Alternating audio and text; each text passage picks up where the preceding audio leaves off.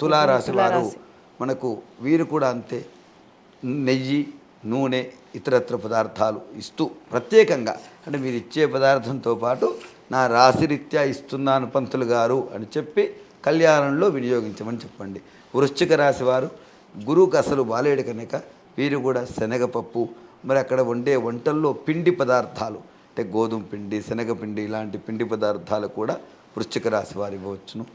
ధనస్సు రాశి వారు మనకు అగ్నికి సంబంధించి అంటే అక్కడ ఏదైనా వంటకు సంబంధించిన వంట చెరుకు లేదు ఇప్పుడంతా కూడా సిలిండర్లు ఓకే ఆ యొక్క సిలిండర్లకు అయ్యేటువంటి రుసుమును ఈ రూపంలో అందజేయమండి.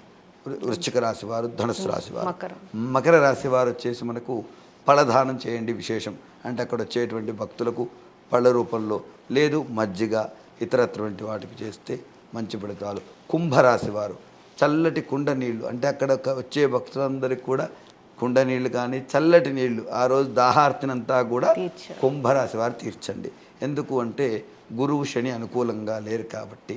అలాగే మీనరాశి వారు, మీనరాశి వారికి పాదఛాయ శని కాబట్టి అరటాకులు, విస్తరాకులు అంటే భోజనానికి వాడే విస్తరాకులు కానీ అరటాకులు కానీ ఉపయోగించే ప్లేట్లు సాకారం చేసుకోవడం వల్ల ఎందుకంటున్నామంటే శని నివృత్తి చేసుకుంటాం.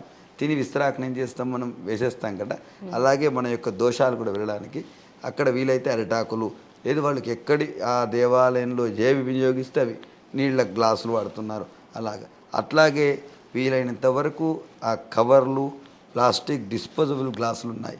మీరు ఏం చేయండి ఆ దేవాలయానికి 200 గ్లాసులు కొనివ్వండి స్టీల్వి, అవే కడిగి వాడుకుంటే. ఈ డిస్పోజబుల్ వల్ల కూడా ప్రకృతి బీభత్సాలు వస్తున్నాయి. బఫే ప్లేట్లు ఈ పేపర్ కవర్ ప్లేట్ల వల్ల కూడా ఇప్పుడు ఈ మధ్యలో బఫే ప్లేట్లు కూడా మోదుగాకులు మరపటాకులతో వచ్చాయి. వాటిలో భోజనం పెట్టియండి, మంచి ఫలితాలు పొందుతారు.